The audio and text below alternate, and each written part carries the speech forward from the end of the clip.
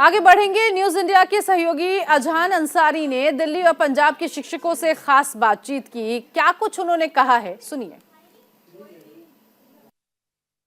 पंजाब के 36 principal training के लिए जो सिंगापुर गए थे, आज वो दिल्ली लौट गए हैं। बातचीत करने के लिए मौजूद हैं, इनसे जानेंगे। सर, आप सिंगापुर से ट्रेनिंग करके आए हैं, कैसा कुछ अनुभव रहा? सिंगापुर का अनुभव बहुत ही अच्छा रहा। वहाँ के जो टीचिंग स्किल्स थे उनको हमने स्टडी किया। वहाँ जो टीचिंग होती है, टीचिंग लर्निंग, वो चाइल्ड सेंटर टीचिंग होती है और वो टीचिंग बाय डूइंग। ये नहीं है भी टीचर ओरली सामने खड़ के मतलब लेक्चर दे के वापस आ जाए। तो practice the concept of learning by doing. So उसका जो रिजल्ट है बहुत अच्छा आता है। जब हमें मौका मिला तो हमें बहुत ही एक्साइटमेंट थी, क्योंकि हमें कुछ अच्छा लर्न करने की मिल रहा था। सबसे पहले तो मैं ये बताना चाहती हूँ कि सिंगापुर में जाने से पहले जो एक्सपर्ट थे वहाँ, उनका ये था कि जो भी स्कूल, पहले हमारा मिशन क्या मिशन है, फिर हमारा क्या विज़न है और उसके लिए हमने कौन कौन से गोल को लेना है, फोकस करना है, उसके ऊपर अगर काम करेंगे तभी हम अपनी लर्निंग वो अच्छी कर पाएंगे। जो ट्रेनिंग लेकर आए हैं उनसे कैसा अनुभव आपका रहा? उनका जो अनुभव है वो कैसा उन्होंने आपके साथ साझा किया, क्या कहेंगे? जो लोग ट्रेनिंग लेकर अब आए हैं, आज ही पहुंचे हैं दिल्ली, उन्होंने जो बातें बताई वो लगभग 6 साल पहले जब हम लोग गए थे वो बिल्कुल रिफ़्रेशिंग हमारे लिए हो गई। बहुत सारी चीज़ें जो हमने वहाँ से सीखकर अपने स्कूल में इम्प्लीमेंट की हैं, उनके विषय में हमने इनके साथ वो जानकारी साझा की। और कुछ ऐसी चीज़ें जो अब इन 6 वर्षों में इन्होंने अलग सीखी और हम उस समय नहीं उन चीज़ों को जान पाए थे, वो भी हमारे लिए बहुत शानदार रही। लेंगे सर, आप क्या कहेंगे? Sir, it's been now 6 years। हम लोग 2017 में सिंगापुर गए थे, लेकिन वहाँ की लर्निंग आज तक हमारे साथ क्लासरूम टीचिंग में आई हैं। और मुझे लगता है कि वो जो एक्टिविटीज़ वहाँ पे हो रही है उससे ज़्यादा हम वहाँ से कल्चर लेके आते हैं। और जहाँ तक बात क्वालिटी एजुकेशन की हो रही है, पूरी दुनिया इस वक्त क्वालिटी एजुकेशन के लिए आगे बढ़ रही है। Quality education starts with quality training sir, और हम क्वालिटी ट्रेनिंग्स वहीं से ले सकते हैं जहाँ पर ऑलरेडी क्वालिफाइड और ट्रेंड टीचर ऑलरेडी दे रहे हैं। तो मुझे लगता है इस तरह के एवेन्यूज़, चाहे वो सिंगापुर हो, चाहे वो फिनलैंड हो, चाहे वो कैम्ब्रिज हो, उन लोगों ने ऑलरेडी क्वालिटी ट्रेनिंग्स के फ्रेमवर्क बनाए हुए हैं सर। एजुकेशन की तरफ बढ़ेगा sir. Thank you so much sir. तो आज 36 जो प्रिंसिपल हैं वो सिंगापुर से ट्रेनिंग लेकर पहुंचे हैं, दिल्ली पहुंचे हैं। उनसे संवाद करने के लिए दिल्ली के मुख्यमंत्री अरविंद केजरीवाल, उप मुख्यमंत्री और शिक्षा मंत्री मनीष सिसोदिया पहुंचे और उनसे संवाद किया, उनके अनुभव को जाना। कैमरा पर्सन उपेंद्र के साथ अजहान अंसारी, न्यूज़ इंडिया, दिल्ली। खबर बिहार से है, जहां 12 फरवरी से हम के नेता जीतन राम मांझी गरीब संपर्क यात्रा की शुरुआत करेंगे। इस संपर्क यात्रा की शुरुआत बिहार के नवादा जिले से होगी। बिहार सरकार के मंत्री और पार्टी के राष्ट्रीय अध्यक्ष संतोष सुमन यात्रा पर निकलने वाले हैं। आइए आपको सुनाते हैं संतोष सुमन ने क्या कुछ कहा है। स्पष्ट है कि हम गरीबों के बीच में जाना चाहते हैं, उनके बारे में, उनके परेशानियों को जानना चाहते हैं, और जब हम उनकी समस्याओं को जानेंगे तो हम उसको अच्छी तरह से एड्रेस कर पाएंगे। जहाँ तक हमारी पार्टी है, पार्टी की सोच रही है कि हम कोई जात पात की राजनीति नहीं करें। हम गरीबों की बात करते हैं और गरीब की संख्या जहाँ 90% इस राज्य में है, और वो गरीब में सब लोग होते हैं। हमारी एक ऐसी पार्टी है कि हमने दशरथ मांझी जी को, कर्पूरी ठाकुर जी को और श्री बाबू को भारत रत्न के लिए पुरजोर मांग हर जगह उठाया है।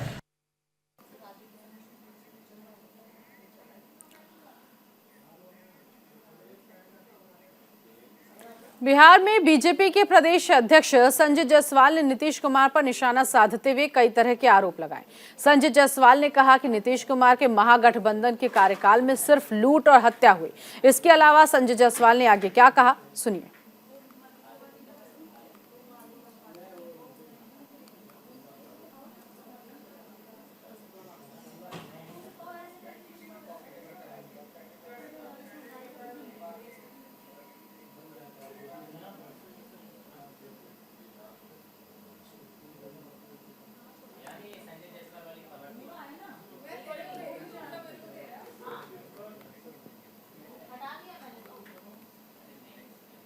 कांग्रेस के राष्ट्रीय अध्यक्ष मल्लिकार्जुन खड़गे झारखंड दौरे पर हैं। साहिबगंज के गुमान स्थित +2 मिल्लत उच्च विद्यालय के मैदान से हाथ जोड़ो अभियान की उन्होंने शुरुआत की। मल्लिकार्जुन खड़गे ने अभियान की शुरुआत करते हुए इससे पहले वो दुमका पहुंचे थे, जहां पार्टी कार्यकर्ताओं ने फूल मालाओं से उनका जोरदार स्वागत किया। इसके बाद पार्टी के वरिष्ठ नेताओं ने बाबा मंदिर के प्रतीक चिन्ह भेंट करते हुए उनका जोरदार स्वागत किया। मल्लिकार्जुन खड़गे को शॉल उड़ाकर सम्मानित भी किया गया और पार्टी के प्रदेश प्रभारी अविनाश पांडे, प्रदेश अध्यक्ष राजेश ठाकुर समेत कई वरिष्ठ नेता, संताल परगना भी वहां मौजूद थे। राष्ट्रीय अध्यक्ष बनने के बाद खड़गे का ये पहला झारखंड का दौरा है। गौरतलब है कि कांग्रेस अध्यक्ष के आने को लेकर पार्टी ने पहले से ही पूरी तैयारी कर ली थी।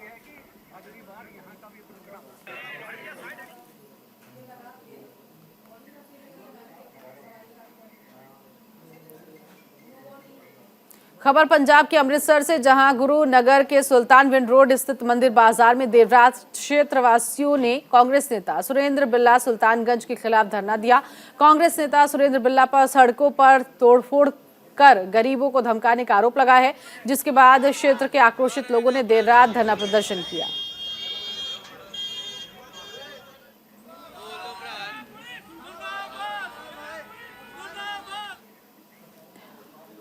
अब बात यूपी की करेंगे, जहां मुख्यमंत्री योगी आदित्यनाथ ने राजधानी लखनऊ में पंडित दीनदयाल उपाध्याय की 55वीं पुण्यतिथि पर उनकी प्रतिमा पर माल्यार्पण कर श्रद्धांजलि दी। इस मौके पर सीएम योगी ने कहा, पीएम मोदी की अगुवाई वाली डबल इंजन सरकार पंडित उपाध्याय के सपनों को राष्ट्रवाद में बदलने का काम पूरी ईमानदारी से कर रही है। पहली बार मत, मजहब, क्षेत्र और भाषा के भेदभाव के बिना हर एक व्यक्ति को शौचालय, आवास और उज्ज्वला कनेक्शन मिल रहा है, जिसे बीजेपी सरकार ने साकार किया।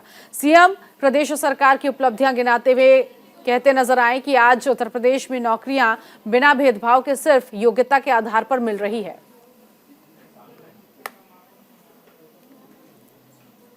पंडित दीनदयाल उपाध्याय जी वह ज्योतिपुंज थे जिन्होंने स्वतंत्र भारत में अंत्योदय की बात की थी। समाज के अंतिम पायदान पर बैठे हुए व्यक्ति के बारे में भारत के राजनीतिक चिंतन को उसका एजेंडे का हिस्सा बनाया था और उनका अंत्योदय देश के अंदर एकात्म मानव दर्शन के रूप में जग विख्यात हुआ। दुनिया ने उसकी ताकत को देखा। ये हम सबका सौभाग्य है कि पंडित जी ने जो सपना देखा था अंत्योदय के उस सपने को राष्ट्रोदय में बदलने के लिए आज देश के यशस्वी प्रधानमंत्री श्री नरेंद्र मोदी जी के नेतृत्व में भारतीय जनता पार्टी की डबल इंजन सरकार पूरी तत्परता के साथ और पूरी प्रतिबद्धता के साथ कार्य कर रही है। हम सब ने इस बात को देखा है कि आजाद भारत में पहली बार बिना भेदभाव के समाज के अंतिम तबके पर बैठे हुए व्यक्ति के लिए एक शौचालय की व्यवस्था होती है। बिना भेदभाव के हर व्यक्ति के लिए एक आवास की व्यवस्था होती है। बिना भेदभाव के हर व्यक्ति को ऊर्जा के लिए, घर के ईंधन के लिए उज्ज्वला योजना के कनेक्शन उपलब्ध होते हैं। बिना भेदभाव के विद्युत का वितरण होता है। इस सदी की सबसे बड़ी महामारी के दौरान देश के अंदर 80 करोड़ लोगों को फ्री में राशन की सुविधा उपलब्ध करवाई जाती है। 220 करोड़ से अधिक वैक्सीन की डोजेज फ्री में भारत के नागरिकों को सरकार उपलब्ध करवाने का कार्य करती है। यही तो सपना देखा था पंडित दीनदयाल उपाध्याय जी ने। अब बात देश की राजधानी दिल्ली की, जहां पर दिल्ली के उपराज्यपाल वीके सक्सेना और दिल्ली सरकार के बीच एक बार फिर से तकरार देखने को मिल रही है। इस बार मुद्दा है मुख्यमंत्री अरविंद केजरीवाल की तरफ से नियुक्त सदस्यों को डिस्कॉम बोर्ड से हटाने का। दरअसल एलजी ने एक बार फिर से सीएम केजरीवाल की ओर से नियुक्त किए गए सदस्यों को उनके पद से हटा दिया, लेकिन इस बार मामला डिस्कॉम बोर्ड विभाग का है। बस फिर क्या था, एलजी के इस फैसले पर आम आदमी पार्टी बिफर गई। दिल्ली के उप मुख्यमंत्री मनीष सिसोदिया ने एलजी वीके सक्सेना के फैसले को असंवैधानिक असंवैधानिक और अवैध करार दिया। एलजी पर हमलावर सिसोदिया ने कहा कि एलजी ने दिल्ली की चुनी हुई सरकार की तरफ से लिए गए फैसलों को पलटने का नया चलन शुरू कर दिया है। सिसोदिया ने आगे कहा, एलजी को संविधान मानना पड़ेगा। सुनिए। कोर्ट के आदेशों को नहीं मानते, लेकिन रोजाना अपने आदेशों से भी वो यही साबित कर रहे हैं। आज फिर उन्होंने इसी सीरीज में एक और आदेश पारित किया जिसमें संविधान को भी वो नहीं मान रहे हैं और सुप्रीम कोर्ट के आदेश को भी वो उसका अपमान कर रहे हैं, सुप्रीम कोर्ट का कंटेम्प्ट कर रहे हैं। आज उन्होंने दिल्ली में अरविंद केजरीवाल जी की सरकार द्वारा, मुख्यमंत्री अरविंद केजरीवाल जी की सरकार द्वारा कैबिनेट द्वारा पास 4 साल पहले पास प्रस्ताव को आज पलटा है। 4 साल पहले सीएम साहब के नेतृत्व में दिल्ली सरकार ने, दिल्ली की कैबिनेट ने बिजली कंपनियों में 4 प्रोफेशनल डायरेक्टर्स की नियुक्ति की थी। अब एलजी साहब कह रहे हैं कि 4 साल पहले जो फैसला लिया गया था, मैं उसको डिफरेंस ऑफ ओपिनियन के दिए हुए अधिकार के तहत आज पलट दे रहा हूं। दिल्ली की कैबिनेट ने फैसला लिया, मुख्यमंत्री ने फैसला लिया, एलजी साहब के पास में कोई अधिकार नहीं है कि वो दिल्ली सरकार के बिजली संबंध में लिए गए फैसले को पलटें। उनके पास केवल डिफरेंस ऑफ ओपिनियन का अधिकार है। उसकी भी एक प्रोसीजर है, मैं उस पर आऊँगा। लेकिन 4 साल पहले से जो डायरेक्टर्स काम कर रहे हैं, 4 साल पहले दिल्ली की सरकार ने, कैबिनेट ने जो फैसला लिया, उसको 4 साल बाद पलटने की एक नई रीति शुरू की है इन्होंने। कहते हैं मैं संविधान को नहीं मानूंगा, सुप्रीम कोर्ट के आदेशों को नहीं मानूंगा, 4-4 साल पुराने फैसले पलटूंगा, फिर तो 20 साल पुराने फैसले भी आप पलटने लगोगे इस तरह से, फिर तो आप 10 साल पुराने फैसले उठा के पलटने लगोगे। ऐसा अधिकार आपको किसने दे दिया एलजी साहब?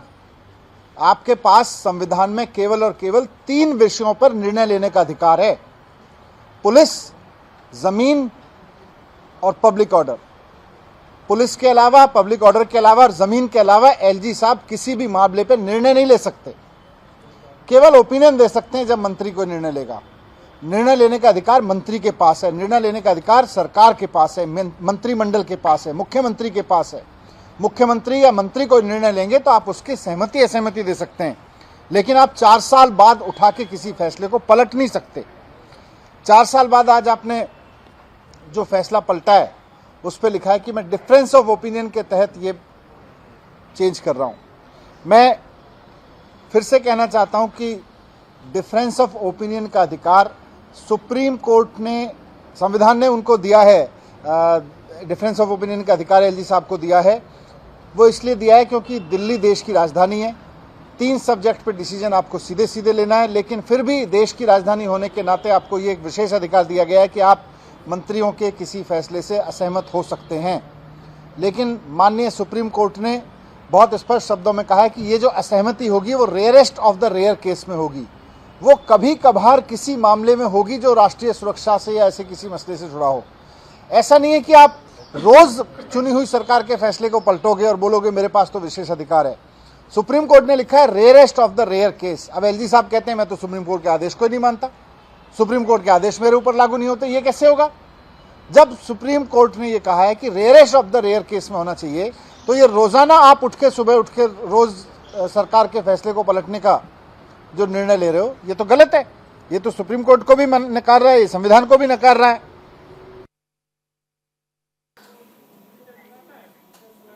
और इसी के साथ इस बुलेटिन में अभी के लिए बस इतना ही। नमस्कार।